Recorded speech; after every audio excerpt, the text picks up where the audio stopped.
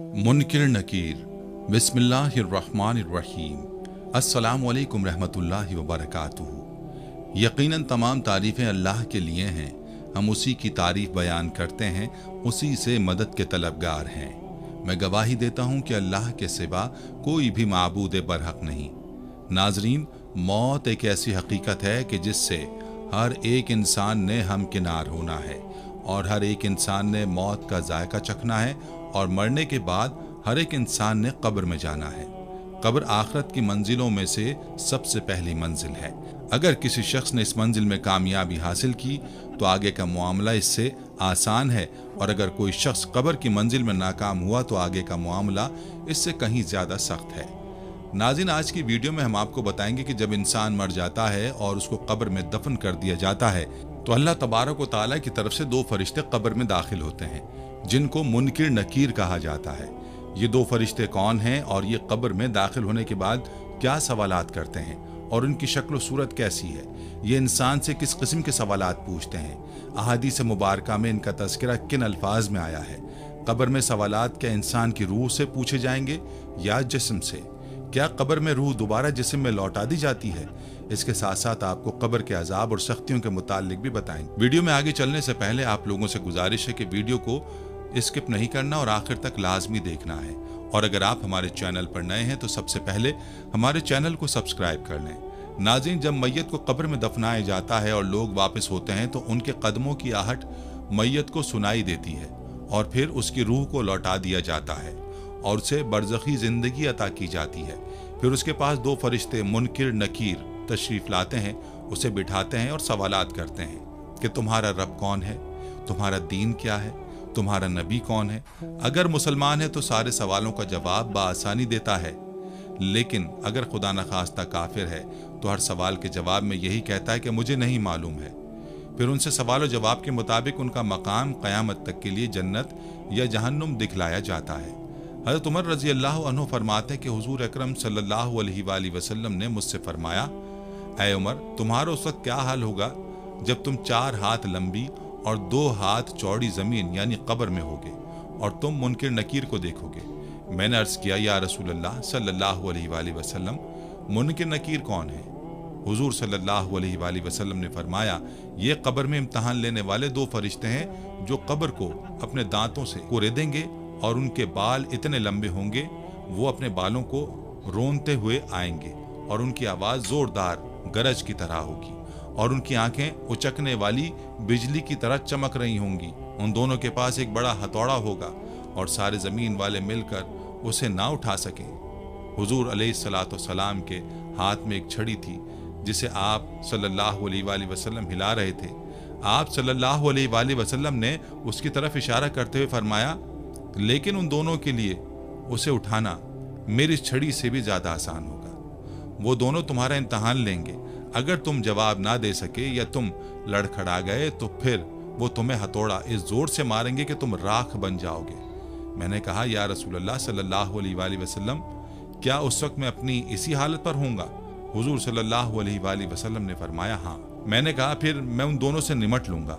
एक रिवायत में उसके बाद यह है कि हुजूर सल्लल्लाहु अलैहि वसल्लम ने फरमाया, उस ज़ात की कसम है जिसने मुझे हक देकर भेजा है, मुझे हज़रत जिब्रील अलैहिस्सलाम ने बताया है कि वो दोनों तुम्हारे पास आएंगे और तुमसे सवाल करेंगे तो तुम जवाब में कहोगे कि मेरा रब अल्लाह है।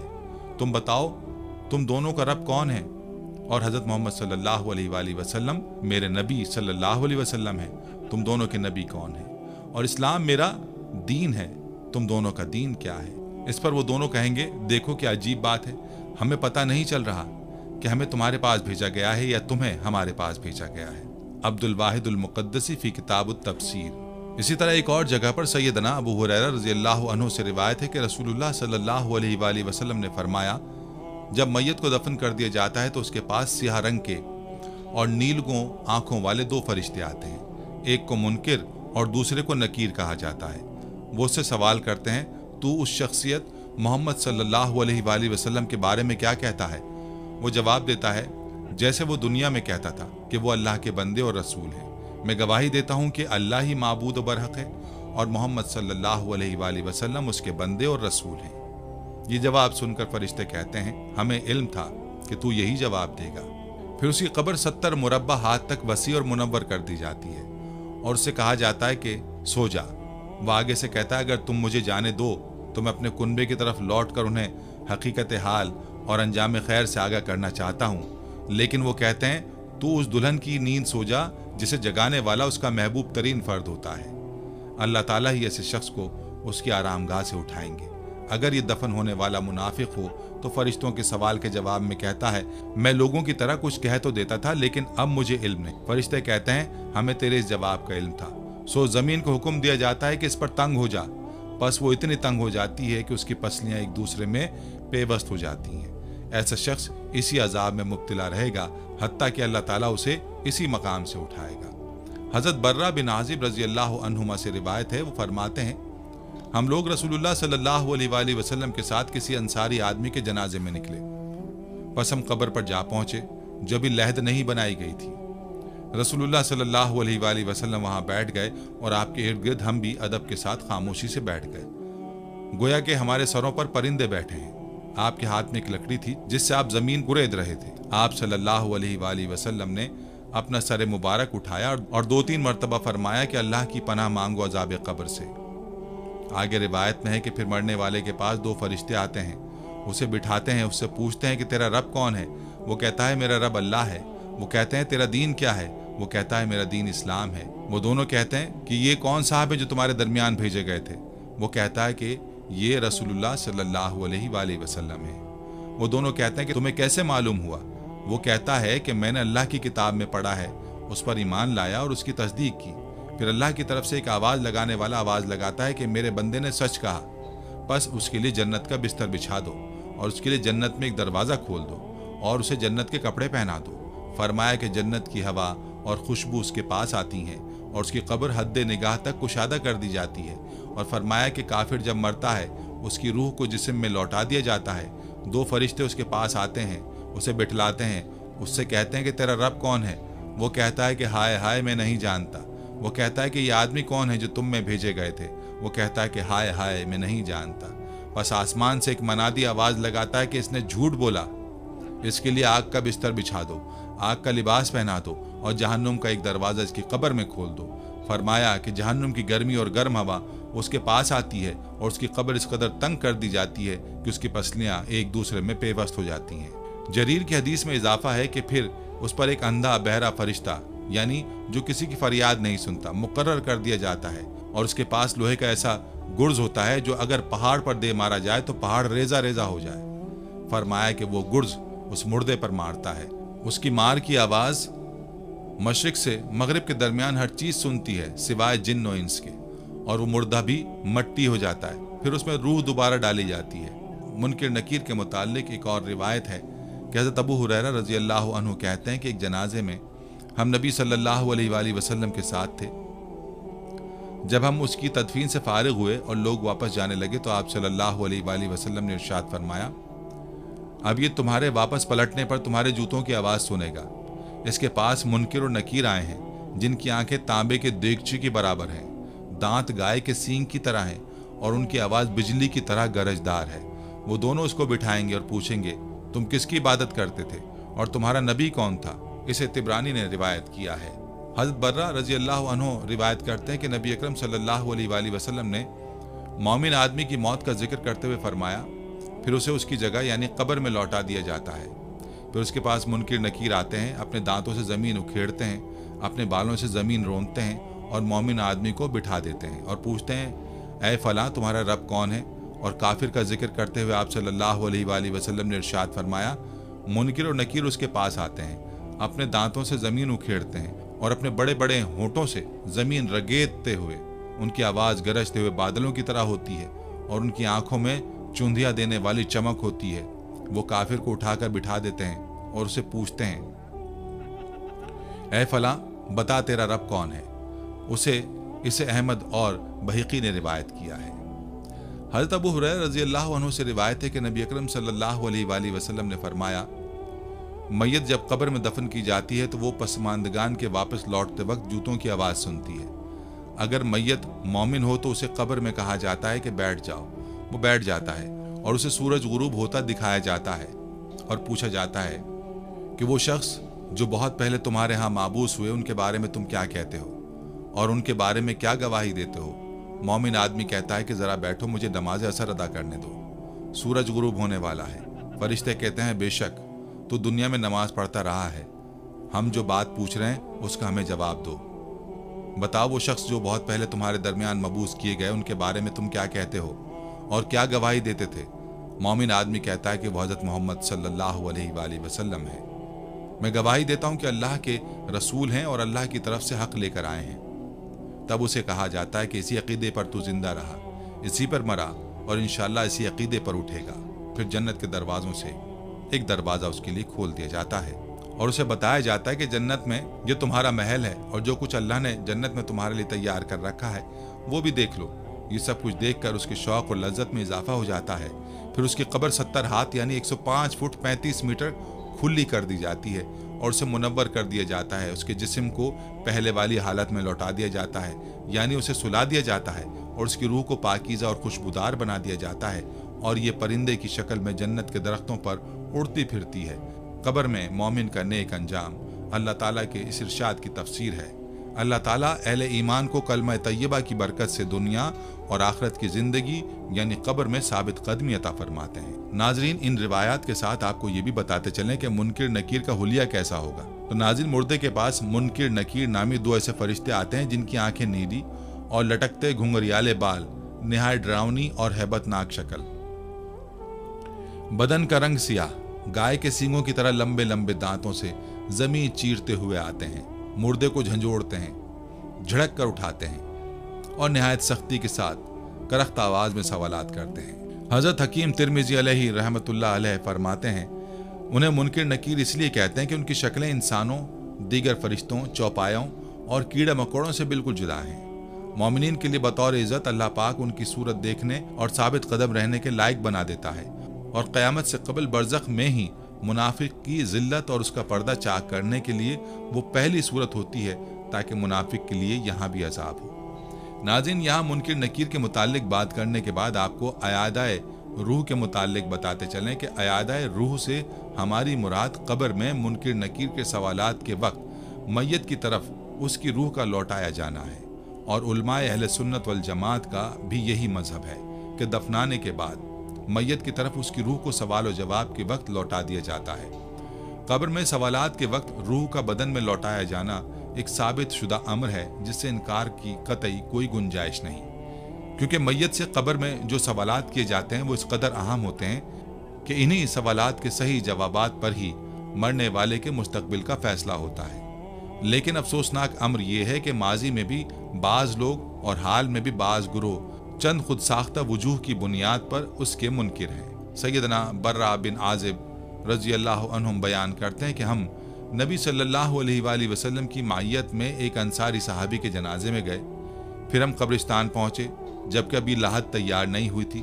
रसूलुल्लाह सल्लल्लाहु अलैहि वसल्लम तशरीफ़ फरमा हुए तो हम भी आप सल्लल्लाहु अलैहि वसल्लम के इर्द गिर्द इस तरह बैठ गए जैसे हमारे सरों पर परिंदा बैठा हो। आप अलैहिस्सलातु वस्सलाम के हाथ में एक लकड़ी थी जिसके साथ आप जमीन कुरेद रहे थे। आपने सर मुबारक बुलंद करके 2 या 3 मरतबा इरशाद फरमाया कि अल्लाह के साथ अजाब कब्र से पनाह मांगो। इसके बाद आप सल्लल्लाहु अलैहि वसल्लम ने फरमाया, मोमिन शख्स का जब दुनिया से जाने और आखिरत में दाखिल होने का वक्त होता है तो उसकी जानिब आसमान से सफ़ेद चेहरे वाले फरिश्ते आते हैं। उनके चेहरे सूरज की मानिंद होते हैं। उनके पास जन्नत का कफन और जन्नत की खुशबू होती है। वो शख्स से हद नज़र की मुसाफत पर बैठ जाते हैं। फिर मलकुल मौत अलैहिस्सलाम आते हैं और उनके सर के पास बैठ जाते हैं। वो कहते हैं, ए पाकीज़ा रूह, तू अल्लाह की मग़फ़िरत और उसकी रज़ा की जानिब आ। आप सल्लल्लाहु अलैहि वसल्लम ने फरमाया, रूह इस कदर आराम से निकलती है जैसे मशकीज़े से पानी का कतरा बह निकलता है। चुनाचे मलकुल मौत रूह को हासिल करते हैं। जब वो उसे ले लेते हैं तो दूसरे फरिश्ते उस रूह को उनके हाथ से आग झपकाने के बराबर अरसे तक नहीं रहने देते, यहाँ तक कि उस रूह को उनसे हासिल करते हैं। फिर उसको जन्नती कफन और जन्नती खुशबू में लपेट लेते हैं और उससे ज़मीन में पाई जाने वाली कस्तूरी की निहायत उम्दा महक की तरह खुशबू फैलती है। आप सल्लल्लाहु अलैहि वसल्लम ने फरमाया, फरिश्ते उसको लेकर आसमानों की जानिब बुलंद होने लगते हैं वो फरिश्तों की जिस जमात के पास से भी गुजरती है वो पूछते हैं ये कौन सी पाकीज़ा रूह है। वो कहते हैं ये फलां का बेटा है फलां। इसका निहायत उम्दा नाम बताते हैं जिस नाम के साथ इसे दुनिया में पुकारा जाता था, यहाँ तक कि उसको लेकर आसमान तक चले जाते हैं। फरिश्ते उसके लिए आसमान के दरवाजे खोलने का मुतालबा करते हैं, चुनाचे उनके लिए दरवाजे खोल दिए जाते हैं। बाद अज़ा हर आसमान के मुकर्रब फरिश्ते उससे अगले आसमान तक उसके साथ चलते हैं, यहाँ तक कि उसे 7वीं आसमान तक पहुँचाया जाता है। और इसके बारे में अल्लाह अज़्ज़वजल फरमाते हैं मेरे बंदे के आमाल नामों को इल्लियीन में बरकरार रखो और इसको दोबारा ज़मीन पर ले जाओ, इसलिए कि मैंने इन्हें मिट्टी से पैदा किया है और इसी में उन्हें दोबारा ले जाऊंगा और इसी से दूसरी बार उन्हें पैदा करूंगा। आप सल्लल्लाहु अलैहि वसल्लम ने फरमाया बस उसकी रूह उसके जिस्म में लौटा दी जाती है। उसके पास 2 फरिश्ते आते हैं, उसे बिठाते हैं, उससे इस्तफसार करते हैं कि तेरा रब कौन है। वो जवाब देता है कि मेरा रब अल्लाह है। वो उससे दरियाफ्त करते हैं कि तेरा दीन क्या है। वो जवाब देता है मेरा दीन इस्लाम है। वो उससे सवाल करते हैं कि तुझे ये कैसे इल्म हुआ। वो जवाब देता है कि मैंने अल्लाह की किताब को पढ़ा, उस पर ईमान लाया और उसकी तस्दीक की। फिर आसमान में एक फरिश्ता मनादी करता है कि अल्लाह रब्बुल इज़्ज़त फरमाते हैं मेरे बंदे ने सच्ची बातें कही हैं, इसके लिए जन्नत का बिस्तर बिछा दो, इसको जन्नत का लिबास पहना दो और उसके लिए जन्नत की जानिब दरवाज़ा खोल दो। आप सल्लल्लाहु अलैहि वसल्लम ने फरमाया चुनाचे उसके पास जन्नत के बाद नसीम और खुशबू पहुँचती है, उसकी कब्र ताहद नज़र वसी कर दी जाती है। आप सल्लल्लाहु अलैहि वसल्लम ने फरमाया फिर उसके पास खूबसूरत शख्स आता है जिसके कपड़े खूबसूरत होते हैं, जिससे उम्दा खुशबू महकती है। वो कहती है खुश खुर्रम रहे उन चीज़ों के साथ जो तेरे लिए खुशी का पैगाम है, यही वो दिन है जिसका तुझसे वादा किया गया था। वो शख्स उसे दरियाफ्त करता है कि तू कौन है, तेरा चेहरा तो ऐसा चेहरा है जो खैर व बरकत का मजहर है। वो जवाब देता है मैं तेरा नेक अमल हूँ। इस पर वो शख्स कहता है मेरे परवरदिगार क़यामत कायम फरमा ताकि मैं अपने अहलो अयाल और अपने माँ बाप की जानिब जाऊँ। आप सल्लल्लाहु अलैहि वसल्लम ने फरमाया काफिर शख्स का जब दुनिया से अलग होने और आखिरत में दाखिल होने का वक्त होता है तो उसकी जानिब आसमान की तरफ से सियाह चेहरे वाले फरिश्ते नाजिल होते हैं जिनके पास टाट होते हैं और वो उससे हद नज़र की मुसाफत पर बैठ जाते हैं। बाद अज़ा मलकुल मौत आते हैं और उसके सर के पास बैठ जाते हैं और वो कहते हैं ए खबीस रूह तू अल्लाह की नाराज़गी की जानिब बाहर आ। आप सल्लल्लाहु अलैहि वसल्लम ने फरमाया रूह उसके जिस्म में फैल जाती है। वो उसको इस तरह खींच कर निकालते हैं जैसे लोहे की सीख को भीगी हुई ऊन से निकाला जाता है। वो रूह को हासिल करते हैं। जब वो रूह को हासिल कर लेते हैं तो फरिश्ते आंख झपकने के बराबर वक्त भी उसको अपने हाथ में रहने नहीं देते। रूह को उन टाटों में लिपेट लेते हैं। रूह से दुनिया में पाए जाने वाले बदबूदार मुर्दार की सी बदबू आती है। फरिश्ते उसको हासिल करके आसमान की जानिब ले जाना चाहते हैं। फरिश्तों की जिस जमात के करीब से वो गुजरते हैं तो वो कहते हैं ये कौन सी नापाक रूह है। वो कहते हैं ये फलां शख्स का बेटा है। उसका वो निहायत कबीह नाम लेते हैं जिसके साथ वो दुनिया में मारूफ था, यहाँ तक कि उसे पहले आसमान की जानिब ले जाया जाता है। उसके लिए दरवाज़ा खोलने का मुतालबा किया जाता है लेकिन दरवाज़ा नहीं खुलता। इस पर रसूलुल्लाह सल्लल्लाहु अलैहि वसल्लम ने यह आयत तिलावत फरमाई जिसका तर्जुमा है उनके लिए आसमान के दरवाजे नहीं खोले जाते और वो उस वक्त तक जन्नत में दाखिल नहीं होंगे जब तक कि ऊँटनी सुई के नाके से ना गुजर जाए। चुनाचे अल्लाह फरमाता है कि इसके आमाल नामे को सिज्जीन में सब्द कर दो जो सबसे निचली ज़मीन में है। चुनाचे उसकी रूह को वहाँ से फेंक दिया जाता है। इसकी तस्दीक के लिए आप सल्लल्लाहु अलैहि वसल्लम ने यह आयत तिलावत की जिसका तर्जुमा है और जिस शख्स ने अल्लाह के साथ शिर्क किया गोया कि वो आसमान से गिर पड़ा, उसको परिंदों ने उचक लिया या तेज़ हवा ने उसको दूर फेंक दिया। उसके बाद उसकी रूह को उसके जिस्म में लौटा दिया जाता है। उसके पास 2 फरिश्ते आते हैं, वो उसको बिठाते हैं और दरियाफ्त करते हैं तेरा रब कौन है। वो जवाब देता है हाय हाय मुझको कुछ मालूम नहीं। फिर उससे दरियाफ्त करते हैं तेरा दीन क्या है। फिर वो जवाब देता है हाय हाय मुझे कुछ इल्म नहीं। वो उससे सवाल करते हैं ये शख्स कौन था जो तुम में मबूस किया गया था। वो जवाब देता है हाय हाय मुझे कुछ इल्म नहीं। चुनाचे आसमान से फरिश्ता मनादी करता है कि ये शख्स झूठा है, इसके लिए आग का फर्श बिछाओ, दोज़ख की जानिब से उसका दरवाज़ा खोलो। चुनाचे उसके पास उसकी गर्मी और तेज़ बू आती है। इस पर उसकी कब्र तंग हो जाती है, यहाँ तक कि कब्र में उसकी पसलियाँ आपस में यकजा हो जाती हैं और उसके पास एक शख्स आता है जिसका चेहरा निहायत बदसूरत होता है और लिबास निहायत खौफनाक, उससे बदबू आ रही होती है। वो कहता है कि तुझे ऐसी चीज़ की बशारत हो जो तुझे गमनाक करेगी, जो तुझे गमनाक करेगी। ये वो दिन है जिसका तुझसे वादा किया गया था। वो उससे दरियाफ्त करता है, तू कौन है? तेरा चेहरा तो निहायत बदसूरत है, जिससे शर जाहिर हो रहा है। वो जवाब देगा, मैं तेरा खबीस अमल हूं। बस वो कहना शुरू करेगा, मेरा परवरदिगार कयामत कायम ना फरमाना। यह हदीस सही है और इसके सही होने में कोई शक व शुबा नहीं। हजरात मुहद्दिसीन और उलमाए किराम में से किसी एक ने भी इस हदीस को ज़ईफ करार नहीं दिया। इस बारे में एक और हदीस भी सुनते चलें। सैयदना अबू हुरैरा रज़ी अल्लाह अन्हु बयान करते हैं कि रसूलुल्लाह सल्लल्लाहु अलैहि वसल्लम ने फरमाया, जब किसी शख्स की मौत करीब होती है तो फरिश्ते उसके करीब आते हैं। अगर फौत होने वाला शख्स साहले इंसान है तो फरिश्ते कहते हैं, ए पाक रूह, जो पाक जिस्म में थी, बाहर आ जा, तू काबिल तारीफ है। अल्लाह की रहमत, उसके अतियात और नाराज ना होने वाले परवरदिगार से खुश हो जा। मुसलसल उसको ये कलिमात कहे जाते हैं यहाँ तक कि रूह जिस्म से बाहर आ जाती है। बाद अज़ां रूह को आसमान की जानिब ले जाया जाता है। उसके लिए आसमान का दरवाज़ा खोल दिया जाता है। रूह दरियाफ्त किया जाता है कि ये कौन रूह है। फरिश्ते बताते हैं कि फलां है। कहा जाता है कि पाकीज़ा रूह के लिए खुशामदीद हो, जो पाक जिस्म में रही, जन्नत में दाखिल हो जा। तू तारीफ़ के लायक है और तू अल्लाह की रहमत, उसके अतियात और ऐसे परवरदिगार से मुलाकात के लिए खुश हो जा जो तुझ पर नाराज़ नहीं। उसे मुसलसल यही कलिमात कहे जाते हैं यहाँ तक कि रूह उस आसमान तक पहुँच जाती है जिसमें अल्लाह है। लेकिन जब बुरा शख्स फौत होता है तो फरिश्ता कहता है, ए खबीस रूह जो नापाक जिस्म में है, तू काबिल मजम्मत है, बाहर निकल।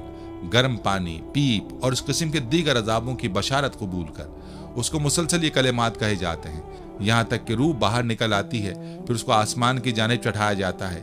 उसके लिए दरवाजे खोलने का मुतालबा होता है। दरियाफ्त होता है, ये कौन है? जवाब में बताया जाता है कि ये फलां है।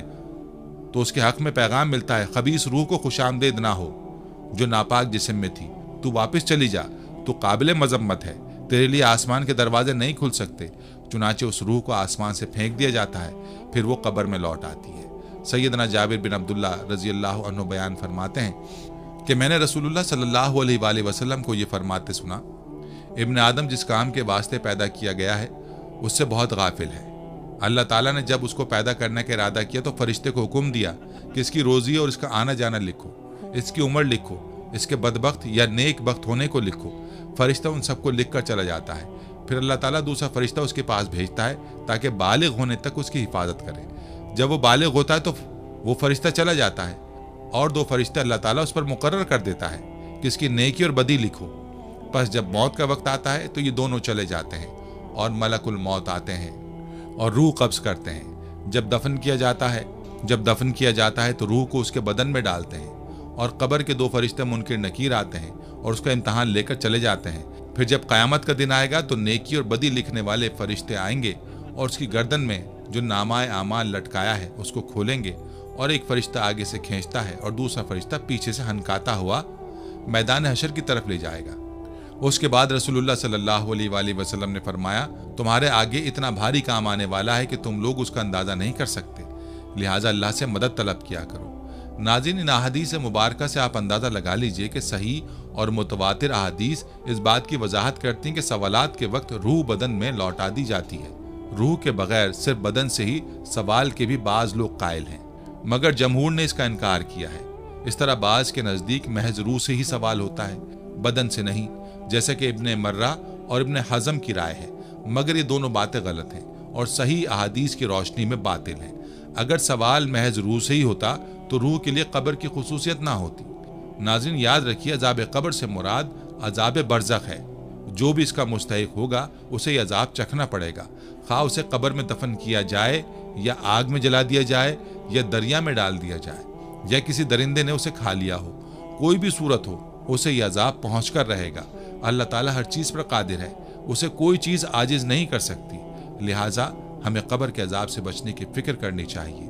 हज़रत बर्रा बिन आज़िब रज़ी अल्लाह अन्हा से रिवायत है, वो कहते हैं कि हम रसूलुल्लाह सल्लल्लाहु अलैहि वसल्लम के साथ एक जनाजे में थे। आप कब्र के किनारे बैठे रो रहे थे, यहाँ तक कि आपके आंसुओं से सामने की मिट्टी तर हो गई। फिर आपने फरमाया, ऐ मेरे भाइयों, इस तरह के दिन के लिए तुम भी तैयारी कर लो। लिहाजा नाजरीन, कब्र की ज़िंदगी के लिए तैयारी करनी चाहिए और उस दिन की तैयारी ईमान और अमल सालेह के ज़रिए ही हो सकती है। कब्र में इंसान के साथ उसका अमल जाएगा और जैसा उसका अमल होगा उसके मुताबिक उसके साथ सलूक किया जाएगा। रसूलुल्लाह सल्लल्लाहु अलैहि वसल्लम का इरशाद है, मैयत के साथ उसके पीछे 3 चीजें जाती हैं, उसके घर वाले, उसका अमल और उसका माल। फिर 2 चीजें वापस लौट आती हैं और एक ही चीज उसके साथ बाकी रहती है, उसके घर वाले और उसका माल वापस आ जाता है और उसका अमल उसके साथ बाकी रहता है। इसलिए हम में से हर एक पर यह घड़ी आने वाली है, लिहाजा हम में से किसी को भी इससे गाफिल नहीं रहना चाहिए। ईमान के साथ हमें कसरत से नेक अमाल करते रहना चाहिए। कब हम पर यह घड़ी आ जाए हम में से किसी को नहीं मालूम। कब्र में पूछे जाने वाले सवालात के मुताल्लिक हज़रत बर्रा बिन आज़िब रज़ियल्लाहु अन्हुमा से रिवायत है, वो फरमाते हैं कि हम लोग रसूलुल्लाह सल्लल्लाहु अलैहि वसल्लम के साथ किसी अंसारी आदमी के जनाजे में निकले। बस हम कब्र पर जा पहुंचे, अभी लहद नहीं बनाई गई थी। रसूलुल्लाह सल्लल्लाहु अलैहि वसल्लम वहाँ बैठ गए और आपके गिर्द हम अदब के साथ बैठ गए, गोया हमारे सरों पर परिंदे बैठे हैं। आपके हाथ में एक लकड़ी थी जिसे आप जमीन पर कुरेद रहे थे। आपने सर मुबारक उठाया और 2 या 3 मरतबा फरमाया, अल्लाह की पनाह मांगो अज़ाब कब्र से। इसी तरह जरीर की रिवायत में यह भी इजाफा है कि आपने फरमाया कि जब दफन करने वाले मुंह फेर कर चले जाते हैं तो मुर्दा उनकी जूतों की धमक सुनता है। उस वक्त उससे कहा जाता है कि ए शख्स, तेरा रब कौन है, तेरा मजहब क्या है और तेरे नबी कौन है। नाज़रीन, कब्र में दफनाए जाने के बाद उससे उठाए जाने का मरहला पेश आएगा। हम में से बहुत से लोग ये समझते हैं कि हम मरकर मिट्टी में मिल जाएंगे, कौन हमें दोबारा जिंदा कर सकेगा। तो याद रखें, वो ज़ात हमें दोबारा जिंदा करने पर पूरी तरह कादिर है, जिसने हमें पहली बार बेजान नुत्फे से पैदा किया है। अल्लाह ताला का इरशाद है कि इंसान को इतना भी नहीं मालूम कि हमने उसे नुत्फे से पैदा किया है। फिर यकायक वो सरीह झगड़ालू बन बैठा और वो हमारे लिए मिसाल बयान करने लगा और अपनी असल पैदाइश को भूल गया। कहने लगा, इन गली सड़ी हड्डियों को कौन जिंदा कर सकता है। आप कह दीजिए कि इन्हें वो जिंदा करेगा जिसने उन्हें पहली मर्तबा पैदा किया है, जो सब तरह की पैदाइश का बखूबी जानने वाला है। कब्रों से उठाए जाने के बाद सारे लोग मैदान हशर में जमा किए जाएंगे और अल्लाह के सामने हिसाब व किताब के लिए पेश किए जाएंगे। मैदान हशर में लोग नंगे बदन, नंगे पांव और गैर मख्तून जमा किए जाएंगे। हज़रत आयशा रज़ियल्लाहु अन्हा का बयान है कि मैंने रसूलुल्लाह सल्लल्लाहु अलैहि वसल्लम को फरमाते सुना कि क़यामत के दिन लोग नंगे पांव, नंगे बदन और गैर मख्तून हालत में जमा किए जाएंगे। मैंने पूछा, अल्लाह के रसूल, मर्द और औरत सब एक दूसरे को देखेंगे? आपने फरमाया, ए आयशा, उस रोज़ का मामला एक दूसरे की तरफ देखने से कहीं ज़्यादा सख्त होगा। मस्नद अहमद की रिवायत है कि मैदान हशर की तरफ जाते वक्त लोगों के 3 गुरोह होंगे।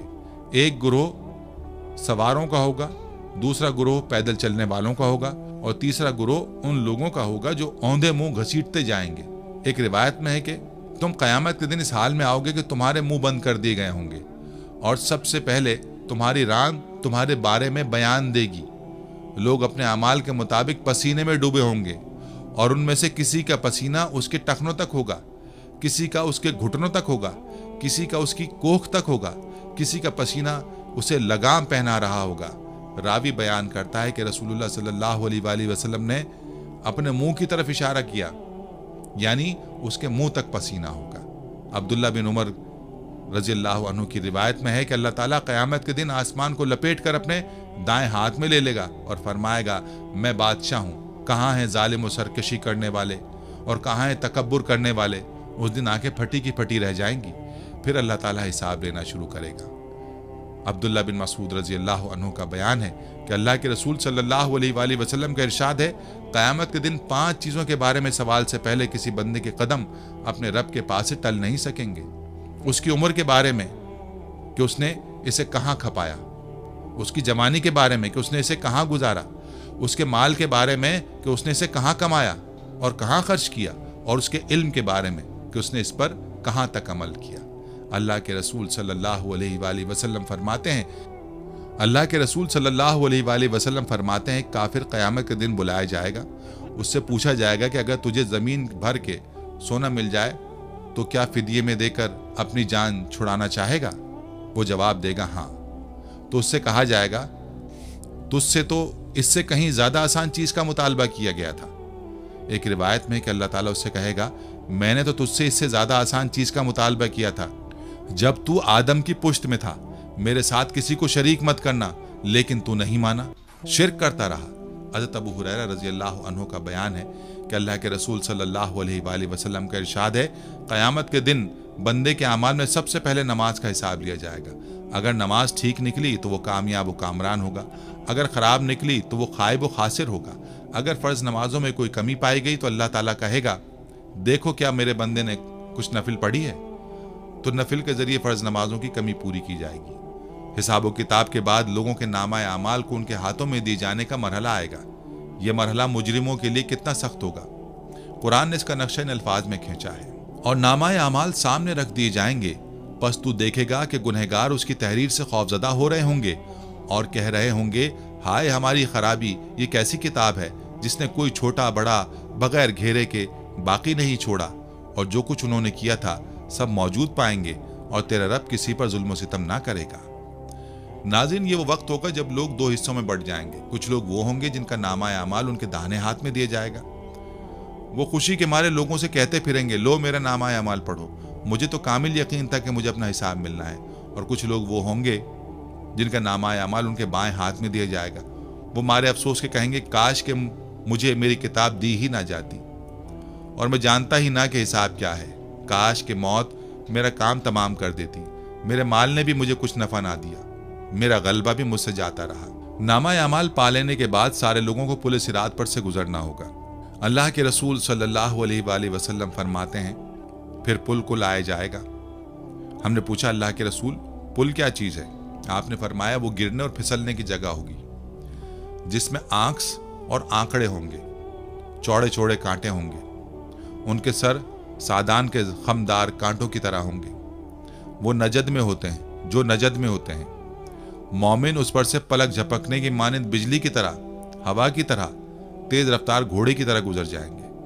उनमें से बाज तो सही सलामत निजात पाने वाले होंगे और बाज जहन्नुम की आग से झुलसकर बच निकलने वाले होंगे, यहां तक कि आखिरी शख्स उस पर से घसीटता हुआ गुजरेगा। अबू सईद खदरी रजी अल्लाह अन्हु की एक रिवायत में है, वो बाल से बारीक और तलवार से तेज होगा। उस पुल पर से सबको गुजरना होगा। काफिर और मुशरिक उस पुल को पार नहीं कर सकेंगे, वो जहन्नुम में गिर जाएंगे। जो लोग उस पुल को पार कर जाएंगे वो मोमिन होंगे। उस पुल से गुजरने के बाद मोमिनों के लिए हुकूकुल इबाद के कसास का एक मरहला पेश आएगा। अबू सईद खदरी रज़ी अल्लाह अन्हु से रिवायत है कि अल्लाह के रसूल सल्लल्लाहु अलैहि वसल्लम का इरशाद है, मोमिन जो पुल सिरात पार कर लेंगे और जहन्नुम से बचा लिए जाएंगे, उन्हें जन्नत और जहन्नुम के दरमियान एक पुल के पास रोक लिया जाएगा और उनके हुकूक का फैसला किया जाएगा जो दुनिया में उनके दरमियान थे, यहाँ तक कि उन्हें गुनाहों और बंदों के हुकूक से बिल्कुल साफ और बरी कर दिया जाएगा। और जब वो कसास देकर एक दूसरे के हुकूक से बरी हो जाएंगे, तब उन्हें जन्नत में दाखिले की इजाजत मिलेगी।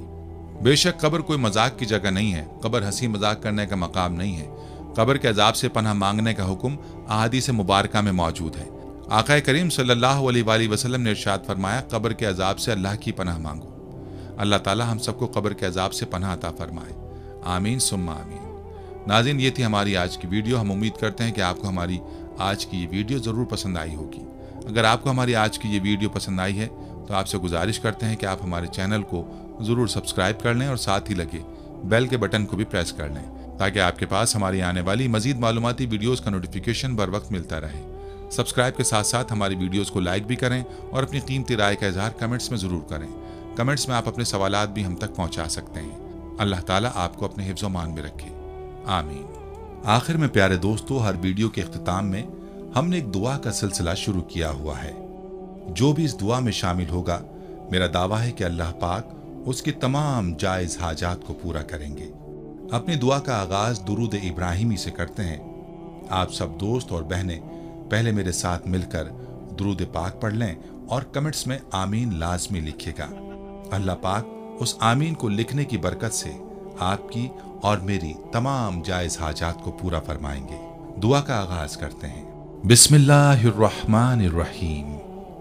अल्लाहुम्मा सल्ली अला मुहम्मदिन व अला आलि मुहम्मदिन कमा सल्लैता अला इब्राहीम व अला आलि इब्राहीम इन्नका हमीदुम मजीद। अल्लाहुम्मा बारिक अला मुहम्मदिन व अला आलि मुहम्मदिन कमा बारकता अला इब्राहीम व अला आलि इब्राहीम इन्नका हमीदुम मजीद। तमाम हम्द व सना रब्बे जुल जलाल के लिए हैं, जिसकी रहमत से नाउमीदी नहीं, जिसकी नेमतों से दामन खाली नहीं, जिसकी मगफिरत से मायूसी नहीं, और जिसकी रहमतों का फैजान कभी नहीं रुकता। ऐ अल्लाह पाक, ऐ अल्लाह तू पाक है, तेरा शुक्र अदा करते हैं इस इकरार के साथ कि तेरे सिवा कोई माबूद नहीं, तू सबसे बड़ा है, तेरा कोई शरीक नहीं और ना ही कोई हमसर है। जमीन व आसमान पर जितनी भी मखलूकात हैं, तू सबका मालिक है और तू ही सबका पालने वाला है। ऐ अल्लाह पाक, बिलाशुबा तू हमसे मोहब्बत करता है, यही वजह है कि तूने हमें ईमान की दौलत से नवाजा और हमें अपने महबूब सल्लल्लाहु अलैहि वसल्लम का उम्मती बनाया। या अल्लाह, अपने प्यारे हबीब पाक सल्लल्लाहु अलैहि वसल्लम के सदक़े हमारी जिंदगियों को पुरसुकून और आसान बना दे। या इलाही, हम सब के गुनाह मुआफ फरमा दे, हम सबको आबिद और सहर खेस बना दे, हम पर राज़े शौक आश्कार करते, हमें गुलामी मुस्तफ़ा सल्लल्लाहु अलैहि वसल्लम से सरफराज फरमा दे। हमारे दिलों की वीरान बस्ती को अपनी रहमत से आबाद करते और हमें उस रास्ते पर हमेशा कायम रख जो नबी पाक सल्लल्लाहु अलैहि वसल्लम ने बतलाया है। या अल्लाह पाक, हम सबको सच्चे दिल से तौबा करने की तौफीक अता फरमा दे। ऐ रब्बे रहीम, हम गुनाहों की दलदल में डूब गए हैं, हम बदकारियों की मस्तियों में गिर पड़े हैं, हम मायूसियों के अंधेरों में भटक रहे हैं, रहमत इलाही से खुद ही रूठ गए हैं। ऐ अल्लाह, हम निदामत के आंसुओं से नाआशना हैं, हम एक सच्ची तौबा के तलबगार हैं।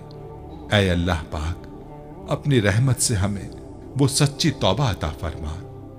ऐ परवरदिगार, हमें हमारे वालिदैन को, हमारे अहल व अयाल को, हमारे आबा व अजदाद और हमारी आने वाली नस्लों को अपनी आफियत अता फरमा। हम सबको बेहिसाब रिज़्क़ अता फरमा, हम सबको हासिदों की हसद से बचा। दोनों जहानों के मालिक, जब हम थक जाएं तो हमें आराम पहुंचाना, जब मुश्किलें भर जाएं तो आसानी बन जाना, जब हम कमजोर पड़ जाएं तो हमारी ताकत बन जाना, जब हम दुख और तकलीफ में हों तो हमारा मरहम बन जाना, जब हम मायूस हो जाएं तो हमारा भरोसा और यकीन बन जाना, जब हम भूख से निढाल हो जाएं तो तेरी याद ही हमारी गिजा बन जाए, जब हर तरफ बेचैनियां भर जाएं तो ऐ पाक परवरदिगार हमारा सुकून बन जाना, जब हमारे अंदर मायूसी का अंधेरा भरने लगे तो उम्मीद की रोशनी बन जाना, जब हर चीज हमारे लिए नामुमकिन हो जाए तो हर चीज को अपने खास फजल करम से मुमकिन बना देना। ऐ अर्ज़ व समा के मालिक, तू गफूर है, तू रहीम है, हम सब की तौबा कबूल करना, हमारे सगीरा कबीरा गुनाहों को धो दे, हमारे दिलों को हिदायत अता फरमा, हमारी जुबान को दुरुस्तगी और नरमी अता फरमा, हम सबको गुनाहों से बचा और नेक अमाल करने की तौफीक अता फरमा। ऐ अल्लाह, जिस तरह तू बारिश बरसाकर सूखी जमीन की प्यास बुझाता है, उसी तरह अपनी रहमत से हमारे दिलों को भी सैराब कर दे।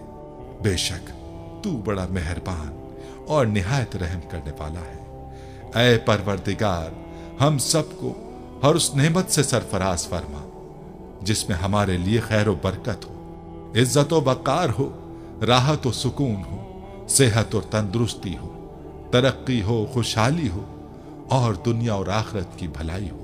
ऐ हमारे अल्लाह, हमारी जिंदगियों को मोहब्बत का उन्मान बना दे कि हम सबसे ज्यादा तुझसे मोहब्बत करें, तुझको फौकियत दें, तेरी इबादत करें, तेरा हुक्म माने, तेरे बताए हुए रास्ते पर चलते रहें, यहां तक कि हमारी जिंदगी तमाम हो जाए और तू हमें अपने नूर से ढांप ले, वो नूर जो हमारे सीने को मुनव्वर कर दे, वो नूर जो कब्र को रोशन कर दे, वो नूर जो पुले सिरात पर रोशनी बन जाए।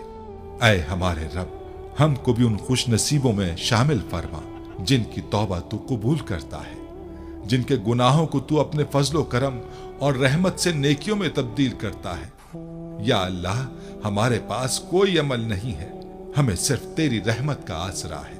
ऐ परवरदिगार, हमें अपनी रहमत में ढांप ले। ऐ बुलंदियों के बादशाह, ऐ रब्बे कायनात, हमारे दिल और हमारे कदम अपनी रजा की तरफ फेर दे। आमीन या रब्बुल आलमीन।